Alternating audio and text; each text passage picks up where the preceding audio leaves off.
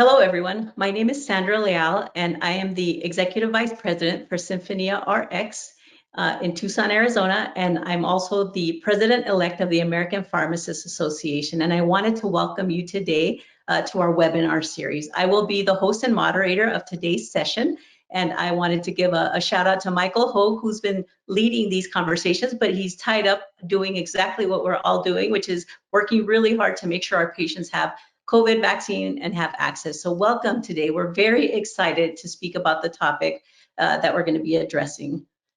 Today's focus is discussing vaccine hesitancy and how to work with patients to facilitate confidence in the COVID vaccine conversation. We have had so many people have questions about this, and we have two great speakers that are going to be addressing this. I also wanted to alert you to a new campaign that we will be talking about a little bit later in the broadcast. The hashtag is #vaccine confidence. And if you wait till the end of the webinar, we'll discuss a little bit more about that. We have two wonderful guest speakers today that are joining us. The first person I'm going to introduce is Dr. Emily Brunson. And she is a cultural anthropologist who studied healthcare access and decision-making in the United States. She received an MPH in epidemiology and her PhD in anthropology from the University of Washington. She is currently an associate professor at Texas State University and is co-leading Communivax, a rapid research and action coalition in support of equitable COVID-19 vaccination campaign. Our next speaker is Susan Winkler, and she is a pharmacist and a lawyer by training and currently serves as the CEO of the Reagan-Udall Foundation for the Food and Drug Administration, the nonprofit organization created by Congress to advance the mission of the FDA. Prior to this role, she served as CEO of the Food and Drug Law Institute. She was chief of staff for the FDA and managed the commissioner's office for both Republican and Democratic commissioners. With us today, we also have our subject matter experts for question and answers, and these are Mitch Rothfuls. He is the Chief of Governance and State Affiliates at the American Pharmacists Association, and he is the Executive Director of the American Pharmacists Association Foundation.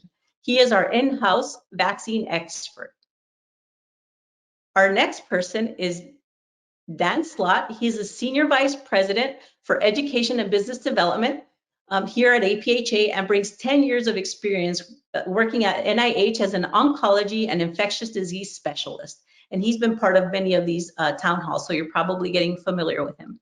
The next person that we have is Elisa Bernstein. She is the Senior Vice President for Pharmacy Practice and Government Affairs at APHA, and she brings in 30 years of experience with the FDA. So we're happy to have all of these guests today here with us. So let's review the format for today's webinar. We will have a couple of presentations, the first one by Emily Brunson, and she'll share her experience in the work that she's been doing on this very important topic. And then we will have a presentation by Susan Winkler. After that, we will have an open forum where we will look for your questions, your answers, your thoughts, any comments that you have. And then at the end, we will have a wrap up and review of what's going on at APHA and what's coming up next.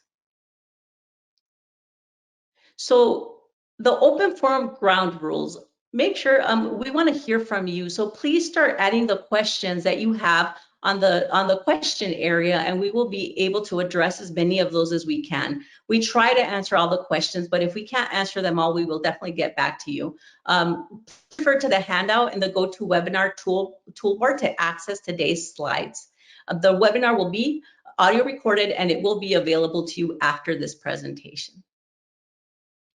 With that, we will go ahead and go into our first presentation. And so Emily, can you please tell us a little bit about the work that you are doing and around vaccine hesitancy?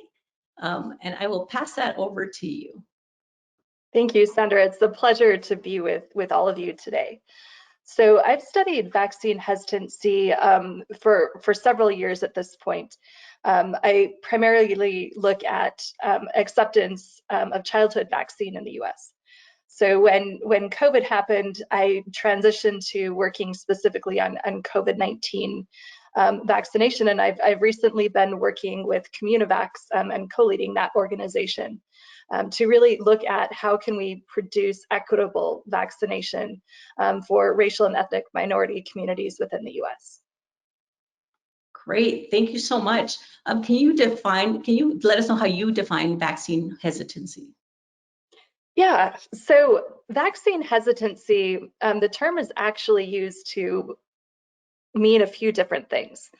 The technical definition that we get from the WHO is it is the delay in acceptance or refusal of vaccination despite the availability of vaccine services.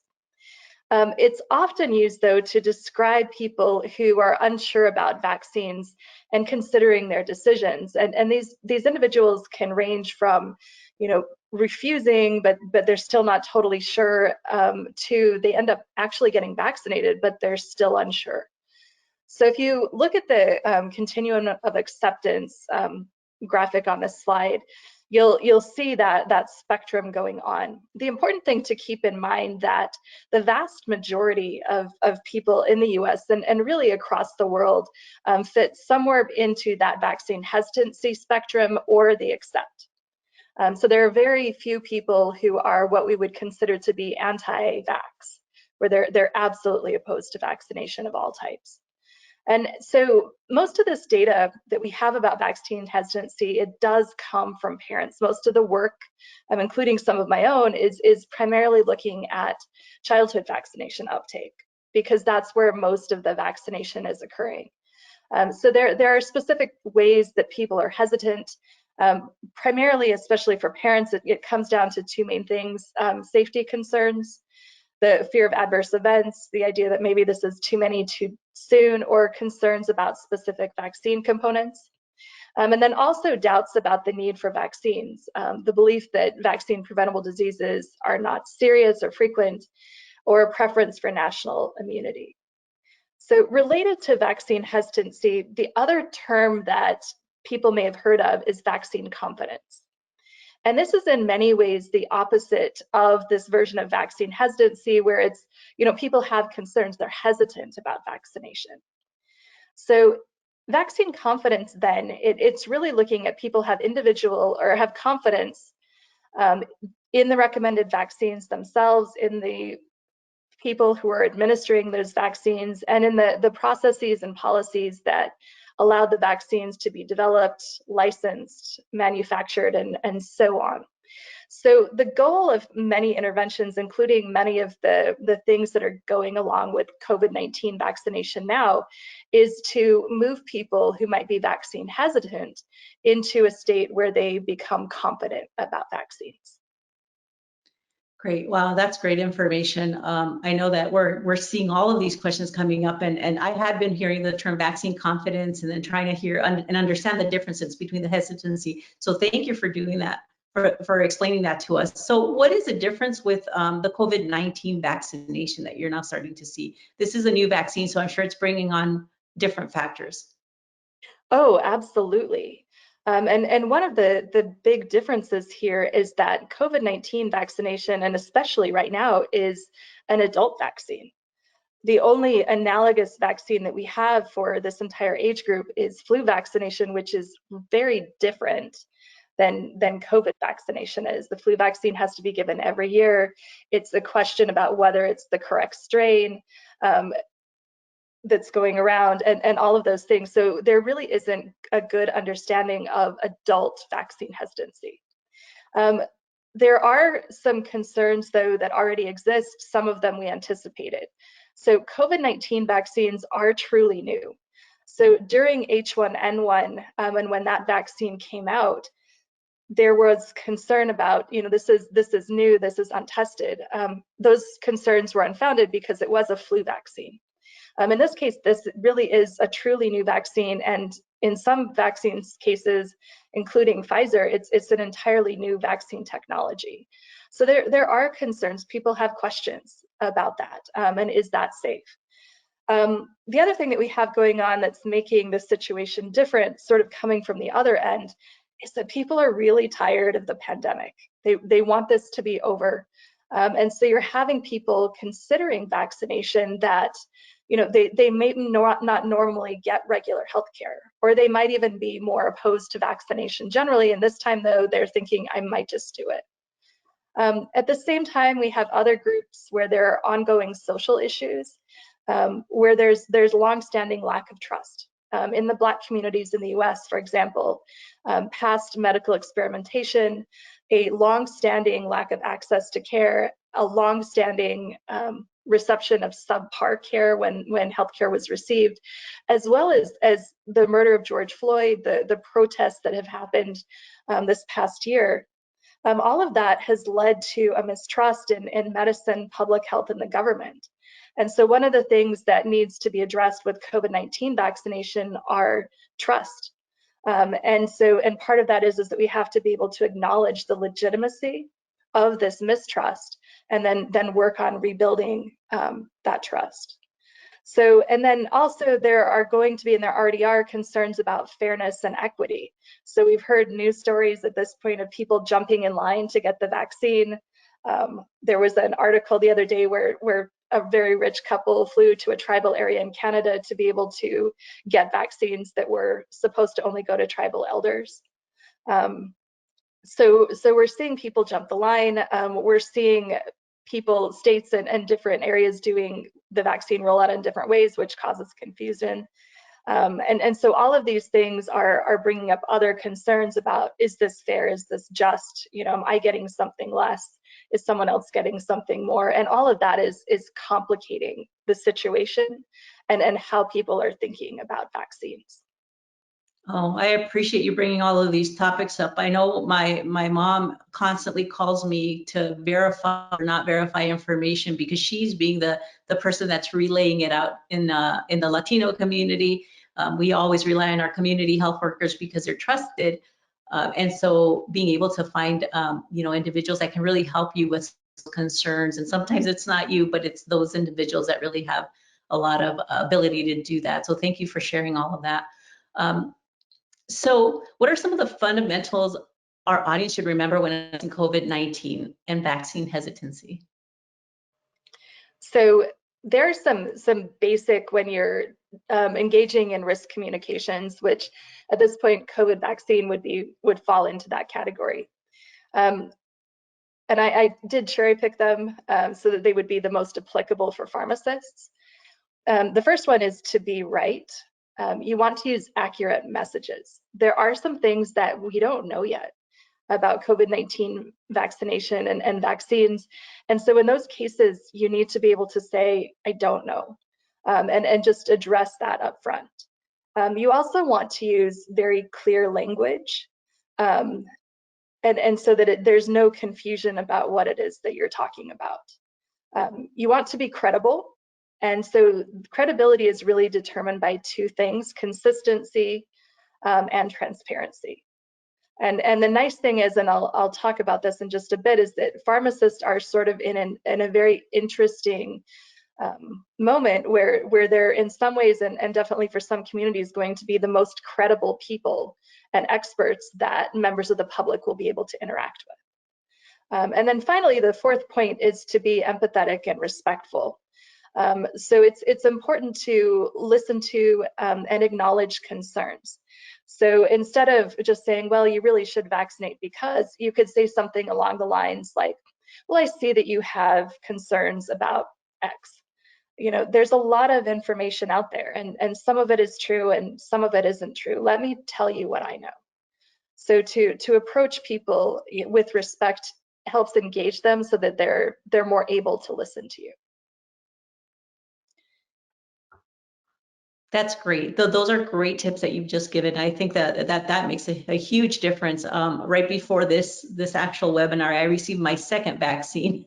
So I use that as just an example when people are concerned about safety and just relaying information and just listening to people. But it really makes a difference when people are heard and they have concerns, and you can address them in a way exactly how being respectful for concerns.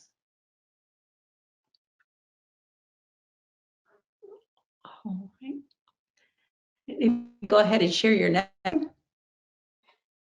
So if we want to dig down and get more specific about how to coordinate or how to communicate about COVID-19 vaccines. So the important thing to know is that there really is no one-size-fits-all solution. If you think back to what I was explaining 2 slides ago, there are some really different concerns going on. And sometimes there are concerns that are going to be common within populations. Other times people are going to have individual things that they want to have an answer about. So you can't assume that you're going to be able to give the same message to everyone and that that's going to be a strategy that works. So things need to be tailored. So what are some things that you can do then to take this more tailored approach? Once again, you need to listen so that you know how to respond. So never assume that someone has a specific concern. You need to listen and to understand where it is that they're coming from. In my own work, I've had instances where mothers had went into their pediatrician and said, I have some questions about vaccines. And the doctor spent the next 20 minutes explaining about autism and then dismissing them. And that wasn't even their question. So don't make assumptions that people are coming in for a specific reason. Another thing that you need to be very careful with is avoid repeating false claims. So definitely don't jump the gun and lead with concerns that the patient has not brought up. That can actually prompt hesitancy. So once again, listen, and then if you do have to address the false concerns that they have, once again, do this empathetically, but go back to the facts and be very factual about what you're giving them. Another thing that you can do that is very important on a community level and for the communities in which you're working is to emphasize community support. So in other words, to try and normalize the vaccine. So saying things like, it's very important for our community that as many people as possible get vaccinated. Or even making it more personal, saying something like, do you know that my family and I were vaccinated? So to once again, really focus on those who are supporting vaccines and letting people know that that's really widespread in the community, if that's the case. Keep in mind that the pandemic itself is a moving target. Concerns that people will have and responses that will be needed to address them change over time. And this is likely to occur as we start to get new vaccines that are different than the Pfizer and Moderna vaccines. There will be questions about that. Things will change over time, so you have to continually be able to adapt. And then finally, once again, you really need to know your audience. So this requires understanding where people are coming from, but really, once again, listening. And I'll say this once again, that pharmacists, you're not directly part of the medical public health establishment that some groups have concerns and trust issues with. You're still more trusted voices. And so because of this, you really have a unique opportunity to influence the patients that you see, to overcome hesitancy and to improve vaccine confidence in your community. So really, take these steps and do what you can, because you really have in some ways more ability to influence people than many others. That's great. Those are all great tips, great recommendations. These are wonderful pearls that hopefully a lot of us can take and apply when we're hearing these concerns. Thank you so much. What we'll do is we'll bring you back in a little bit, and we'll have questions that the audience has, and hopefully join us for some of those question and answers. So we will address a little bit more of the difference between hesitancy and vaccine confidence, and we're going to bring Susan Winkler. Susan, can you tell us a little bit about the work that you're doing with the Udall Foundation under the FDA around COVID-19 vaccine hesitancy? Happy to, Sandra, and thanks so much for inviting me to join you today. I'm always happy to join an APHA activity. I'm going to talk about a project that we did for FDA and specifically for their Center for Biologics Evaluation and Research, or CBER, which is the center within FDA responsible for the vaccine review and authorization. If we go to the next slide, we were talking with Peter Marks, who heads up the center, in the middle of the summer and said, what is it that the foundation can do? And landed on this idea that FDA really wanted to listen to hear from specific communities regarding what were their questions about a COVID-19 vaccine, and where those questions relate to an FDA role, what's the best way to answer those questions. So we sat down with literally 2 primary communities, primarily those that are traditionally underrepresented in this type of research, as well as frontline workers. So we did 14 different sessions, where some of them in person. We were in the back of a large retail store where the associates came together, not closely. They were spaced out with their masks, but we just said, tell us what you think about a COVID-19 vaccine. And this was before the vaccines were available. So it was speaking like, tell us what you've heard, what are your concerns, what do you think about that?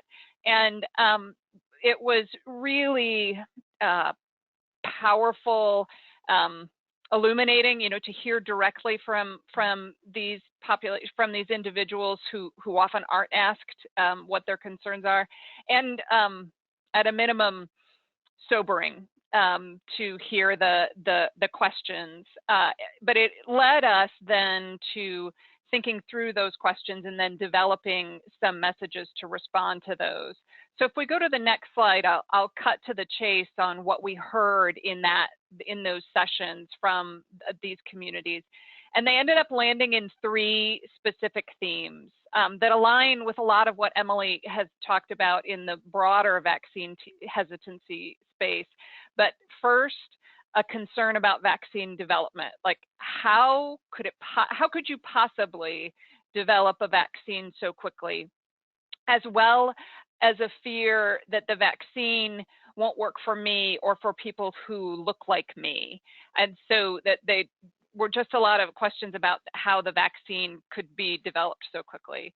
Then questions about how a vaccine would be reviewed and approved for public use. So getting squarely to the role of the FDA, and there a lot of distrust about government and lack of transparency, a real concern that politics would be prioritized over science, and a real concern that economics or money would be prioritized over science. And then the final concern, again, aligns with what Emily had discussed more generally, is that the historic racism and the current racial and ethnic disparities and just the structural defects animate this so powerfully. One of the quotes that we presented to the Vaccine Advisory Committee from these listening sessions was a participant who said, "The more you know about me, the more you know how to hurt me." And so a real, just profound concern and distrust. Clearly, this last theme isn't one that is addressed with messages per se. It speaks to the broader work that we must do within the healthcare system to address just the structural defects that we have there. But Sandra, I have to say it's been, I've only been at the foundation for 7 months now, and I have a feeling that this project is going to continue to be one of the most powerful and helpful that we do within COVID-19. That's incredible work. So many of the themes that you're saying and what you pointed out here are things that we're hearing, and so you're absolutely reinforcing our experience. So it's great to have this documented, and the work that you're doing sounds amazing. And it might be helpful. We then we listened, and then we developed some messages, and we went out and did some polling and some expert interviewing to say who should respond to questions. So if we go to the next slide, what I'll flag here is we asked in a poll, and then did a lot of expert interview follow-up, and we said, who would you trust to answer questions about a vaccine?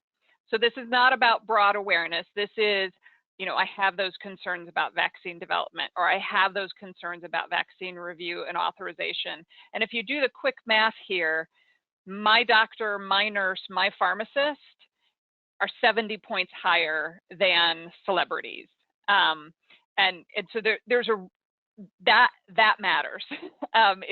In communications work, a disparity like this tells you not only we want doctors, nurses, and pharmacists answering these questions, it also says we don't want celebrities answering these questions. So in the work that we're doing in helping folks, it's really important that we have folks who are trusted to provide good information doing that. So health experts, the FDA, ready to respond and answer those questions. That's incredible. It's great to see pharmacists so high up there, and hopefully that just speaks to the confidence people have about their pharmacists and the relationship there. So great information. I didn't realize celebrities were going to be all the way to the bottom there. So that's incredible. So what messages should pharmacists use when working with patients so that they instill that vaccine confidence? So we were happy to work through, and test. So these are the messages that came up to answer the questions. We tested them, as we said, and then we refined them. And to Emily's point about being factually correct, we also then worked with FDA to say, let's make sure we're accurately representing the information. And this set of 5 messages gives you a good structure to think about when first you listen to the questions from someone who has them, and then think, how is it that I want to respond to it? So a couple of things to call out here. The first one gets to that idea of transparency. So, the FDA is publicly sharing information about the vaccines so you can see the evidence for yourself. That's not meant to say that anyone's going to run out and go to fda.gov and look through the submission packet, but that you could, and you can see and look at that information about adverse effects and who was represented in the populations. The second message was important to underscore that there were tens of thousands of volunteers in these trials, and then it's only those that meet the standard for safety and effectiveness that are going to reach the market that would be authorized by FDA. The third that was important was to underscore it's not politicians who are making this decision. It is scientists and career public health officials, it's physicians, it's folks who are working hard on reviewing the information. Then I'll flag, I don't want to run through all of these for you, but the fourth one here was really important, in that part of what drives people to get a COVID-19 vaccine is to protect yourself or your children. We also tested a message that had to do with, kind of that duty, that it's your duty to get a vaccine. That did not test well. That was, to most people, like, wait a minute. And particularly in communities of color, it tested very poorly. So it was much more so, if I'm doing this, can it help protect myself and my children and my parents and grandparents? And also important within that essential healthcare worker or the essential retail worker, they were motivated or influenced by the idea that they could help their families if they got a vaccine, because it would help protect them. Great. That's a great message. Definitely when you speak about grandparents and children, it really speaks to the heart, and that makes a big difference. And I like the last point you have here, because this is one of the ones I've heard a lot. People were very concerned about the speed, and that keeps coming up over and over again. So I love that you have that there. Well, and it's really important, I think, for pharmacists and doctors and nurses. But as a pharmacist, I have to join you in the that kind of, wait a minute, if I'm going to say that no steps were skipped, is it true that no steps were skipped? And it's true. The steps weren't skipped. And in fact, the next slide is an infographic that we worked on. Now, this is a busy infographic, but if I walk you through it, what it shows at the top is a normal vaccine development process, where we do some research in preclinical trials. You'd have the 3 phases. There's the FDA review. Then you would manufacture, then you would distribute, and then we monitor what happens.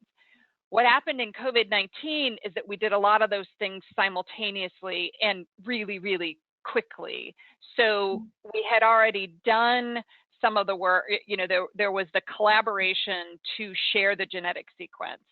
And then in recruiting for clinical trials, it wasn't difficult to find folks who were exposed and at risk because that's all of us. And so the recruiting for the clinical trials went quickly and those phases could be done. And at the same time, the companies were manufacturing at risk. So the manufacturing was going on at the same time that the clinical trials were being conducted. And then FDA's review process, while it's a skinny yellow bar here, I'll tell you it was hundreds of people reviewing that application with the same diligence that they would a typical one, but really intensely and collaborating and say, what is this and what are we going to do? And now we're in that distribution and that monitoring phase. So we're continuing to learn about what's happening in the real life administration of now millions of people who've received the vaccine. So this is an infographic. We say it's for healthcare professionals. It's not for your patients. It's more for you to see what are those typical stages and what happened in the COVID-19 vaccine development process. This is great. It's a really great visual because I participated in some of the FDA calls just to listen in and see the incredible panel of people that reviewed information. I participated in the trial, so it was great to contribute to that. But all of these phases happening simultaneously, I think that really helped to advance it. But to see it here with this graphic really helps to explain some of those to people that have the concerns around the speed. Well, thank you so much for this information. What we'll do next is we're going to jump into a quick polling question, and then we'll bring both you back, Susan and Emily, so that we can answer some of the audience questions, because this is great information. So for everybody out there, what has been the general reception among your patients of the COVID-19 vaccine? If you could select one of the following answers, have you seen people be mostly confident, mostly hesitant, or mostly indifferent? And we'll give it a minute here.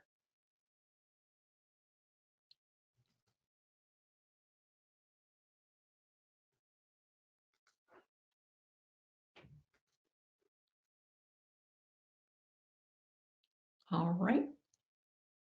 We'll display the results here. Oh, this is great. Well, these results are good to see. We have a lot of mostly confident, 62%.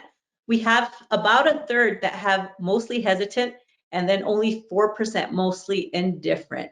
So hopefully today you've received some tips that have addressed some of the hesitancies that you're seeing so that you can have some of those discussions with patients. But let's go ahead and go into some of the questions that the audience has here, because I think some of these questions are great. Let me start off with having Emily and Susan come back. Thank you so much. Those were wonderful slides and information.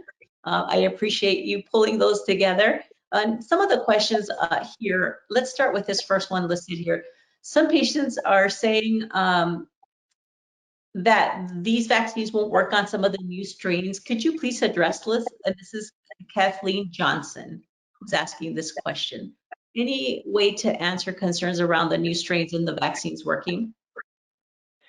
So I'll jump in. This is a place where I think one of our lessons learned overall in COVID-19 is to remember our humility in science and that we're always learning. And so this is a space where the question is really, will the vaccine work against the new variants? The companies are working on testing that now and looking at whether we need a booster or is it providing protection?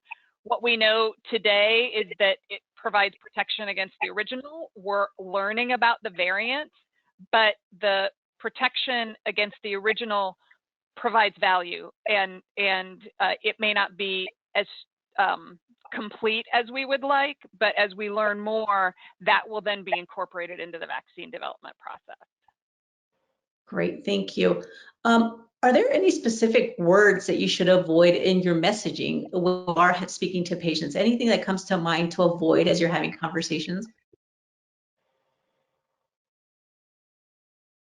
And I'll open it up. Yeah, I'll note, and then Emily, I know you have phrases too. We found the phrase Operation Warp Speed is not a good one for the general public.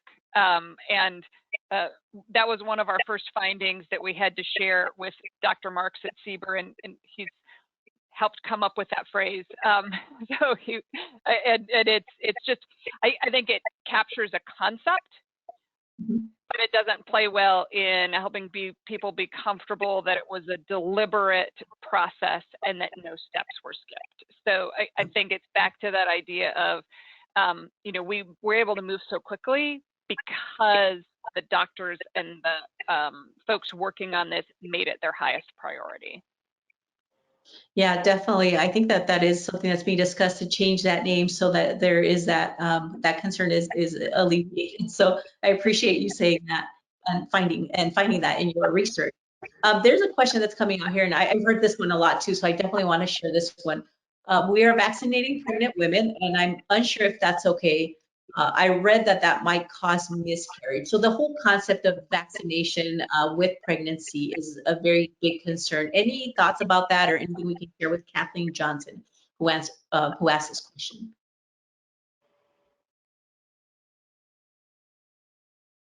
So that's a technical question that I do not feel qualified to answer. I know we have Sandra? Mitch on, because he's one of our subject matter experts. Yeah. Mitch, you want to chime in? Yeah, I can answer that. So the CDC guidance is that it's okay to vaccinate a pregnant individual. There's no specific timing during the pregnancy to get vaccinated. They do encourage a conversation with the clinician. So it's basically, it's the patient's decision on whether to get vaccinated or not. And again, in the topic we're talking about is it's respecting the patient's decision. In this case, it's their decision. We give the information, we give the facts, and in discussions with their clinician, they make the decision. But there is nothing that has shown that getting vaccinated will cause somebody to have a miscarriage. During the first trimester, anything can happen. And so that's why, it's something that people just need to be aware of. It doesn't mean that it's caused by a vaccine or anything else. It's just part of the process. But again, it's an informed decision by the patient. That's great. Thank you so much, Mitch, for that information. Here's another question I think is a really key question. How should pharmacists address concerns of people who are truly anti-vaccine? Any thoughts related to that? Maybe Emily, do you want to jump in? Yeah, people who are strongly anti-vaccine, it's usually best actually not to engage them. It just is going to dig them in further, and that can cause problems. So, sometimes people are at points where they might be asking because they're wanting to change their decision. So then you really just want to. It depends on the relationship and the engagement you can have with that person. So, for example, if you have a person who self-identifies as a member of the church who says that practicing social mitigation or even getting the vaccine is an act of distrust in God, if you have a good relationship with them, you could come back and say something along the lines of, well, for me, I believe that vaccine really was the way that God has provided for us to get out of this situation. But once again, it's really relationship specific. But typically you don't want to engage with people who are firmly in the anti-vax category. There aren't a lot of them. Who you want to focus on and really try and work with are those hesitant people in the middle, where they really are just not sure. And they have questions and concerns that if they can be addressed, they can be moved into the vaccine confident group. Thank you. There's another question here. I want to make sure I read it here. This is from Hannah Raber. How do I respond to, if I have to continue to wear a mask and socially distance anyways, why should I get vaccinated? Any thoughts about that? And Mitch, if you want to jump in, please feel free, because we are seeing this come up quite a bit. They're not perceiving a value of the vaccine if they still have to continue to follow all of the precautions. Well, go ahead, Mitch. I'm going to turn it to you in a second, but again, the vaccine is part of the armament that we have to get that community protection.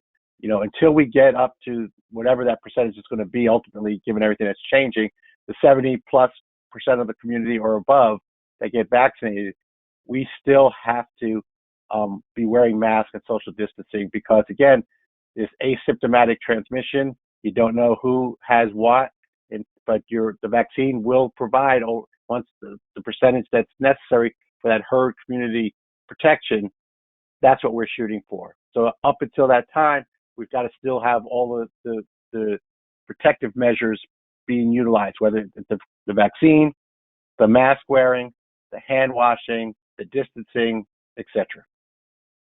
Great. And Susan, were you going to add something? Yeah, I'll just add something that resonated in the folks that we talked to was also the idea is taking or getting the vaccine is something that I can do. Mask wearing is I need everybody else to do it as well, or it matters what others do, and getting the vaccine is protection for me that then protects others, but it's something that I can choose to do. So that depends on kind of your motivation there, but for some, it's definitely a point of influence. Great. Thank you. I did see some other questions as people were registering as it related to where can people go to find more information around vaccine hesitancy or vaccine confidence. And I did want to remind people that APHA put out a document not that long ago, maybe a few weeks ago, around vaccine hesitancy. So that's available in our COVID Resource Center. There were wonderful tips that were listed there. So please go and go ahead and see if you can find that. We can link it to the information here, but that was something that was put out there because of all of the questions that we're seeing. So that is a resource that's available. And Susan or Emily, do you have any other recommendations about places people can go for any resources or information, your sites or anything that you're working on? So the big set of researchers that has been working on this internationally for many years now is the Vaccine Confidence Project that comes out of the London School. Heidi Larson is also an anthropologist. She leads that. And so that is an excellent resource that it addresses vaccine hesitancy and confidence issues applicable to the US, but worldwide as well. And we have, our information is available on the website for our study, but there's also been some good things I've seen, even on LinkedIn. Bruce Berger, who's done a lot of work within pharmacy about motivational interviewing and listening, has a great piece about the empathy orientation, and he underscores, a lot of what Emily spoke about in listening and responding to questions. Great, thank you so much. Let me read a comment here by Ann Turner. She's one of the participants. She says, as an African American pharmacist, I work to advocate COVID-19 as they have been developed. I advocate this with my family throughout North Carolina, Georgia, and Missouri. I encourage them to share with their churches and communities.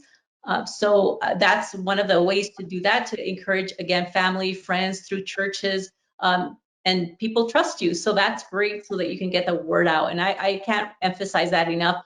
I always share the experience of always talking about taking my daughter in to get her vaccine. I actually take a picture and I put it on social media. And so when people ask me about how I feel about the vaccine, I always show the picture. I'm like, I would never recommend the vaccine to my own daughter or my mother if I didn't feel confidence or trust in it. So that's been a technique that I've used in my practice that has worked really well, and that people really, they respond to that. So I appreciate that. I have Bruce Berger on here, so thank you, Susan, for the shout out. Let's see, even for people, his comment is, even for people in the anti-vax category, wouldn't you want to explore their reasons? If you are respectful, you might find common ground and a place to have influence throughout some education. And that, I think, is based on your comment, Emily, about engagement with an anti-vax person. You can definitely engage them. And like I said, I mean, there are points where even the most anti-vaccine advocates might be willing to vaccinate. It really comes down to that conversation and that relationship. But there is a fair amount of very good research that does show that anything that seems like an argument to, the party who feels this way is just going to cause them to dig in. And so it is not productive to have conversations or to push or argue with people who are very set because they're just likely to go out and complain and share their upsetness with others at that point. So it actually ends up spreading their views more than anything. Yeah, it reminds me of social media. Don't engage in, in an argument there, because it's probably not going to be a successful argument there. Thank you so much. APHA has just put the link here in the chat on the vaccine hesitancy resource. So hopefully you can link through that and download it for future reference. I wanted to also, let's see, look at a couple more questions. There is a question here, and I think it's a good one. It's thoughts on colchicine, because that's been a hot topic. And this is coming from Hannah Kwan. Thoughts on colchicine for treatment of COVID-19. Dan, I don't know if you're available to take that or if we want to address this in a different topic, but do you have any quick thoughts on that? Sure, absolutely. So as many of you probably know, some of the severe complications that we're seeing with COVID-19 are thought to be due to the potent inflammatory response that our bodies mount to the virus. And it's not so much the virus itself causing a lot of those symptoms, it's actually the inflammatory response. So people have been looking at all types of different ways to tamp down immune responses. And in this case, for colchicine, colchicine is a very potent anti-inflammatory. So there was a study that was just released, and I have not had time to digest it fully. It just came out yesterday. So I have not had a chance to digest the methodological approach to make sure that it was fully sound. However, the early results showed some potential benefit in COVID-19, I should say, in patients who tested positive by PCR for COVID-19. There was a small, statistically significant improvement in the rates of hospitalization or deaths from COVID-19 in patients who received colchicine as compared to placebo. So as I said, take that with a huge grain of salt right now. I have not had a chance yet to digest the methods of that to see that there are inclusion-exclusion criteria, that the way that they carried out the trial was conducted in a way that would be considered high-quality evidence. So that is out there. It's the Corona trial. I'm just looking at it on my other computer there. In case you're looking for more information about that, Corona is the name of that trial. So we will have some more information coming out about that shortly. Great. Thank you so much, Dan. I appreciate your insight there. I have a couple of people with just some comments that I just want to read because they're great comments. One of them is as it relates to motivational interviewing and how that's been seen to be able to help with this. So we know that that is a technique that works well. So thank you. And that's from May Albrahim. Definitely, I just want to read it exactly. I said, I definitely see motivational interviewing techniques helping and gaining patients' trust and have an open conversation. So the conversation of listening, respect, that those go a long ways. And then another question from the same individual, how do we approach a discussion with someone who has had COVID before and is against the vaccination? Any thoughts about that? I think the first question to really find out why they're feeling this way. You know, is it they feel that COVID, you know, didn't really affect them and so it doesn't matter? Do they feel that they already have the antibodies? So to start the conversation, you need to listen. Yep, that listening is very, very key.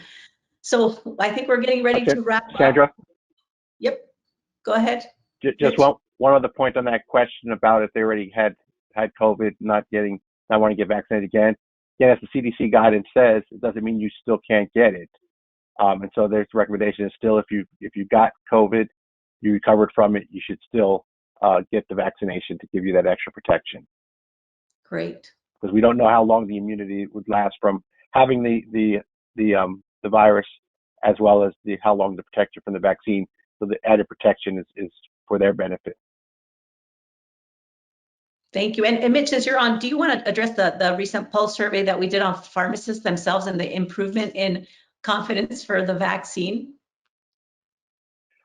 Yeah, as we announced last webinar, APHA did its third of its pulse surveys, and it showed that 94% of pharmacists are either preparing to or have been vaccinated against COVID. So it's gone up from when we did it in December. Again, as more information becomes available, I think people are getting a comfort level with it.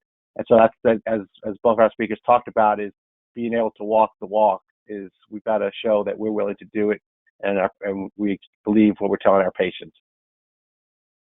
Great. Well, thank you again for repeating that information for those that didn't participate last week. It's good to see that pharmacists are stepping up. People trust us, and the more that we trust it ourselves, the more that we're going to be able to influence others.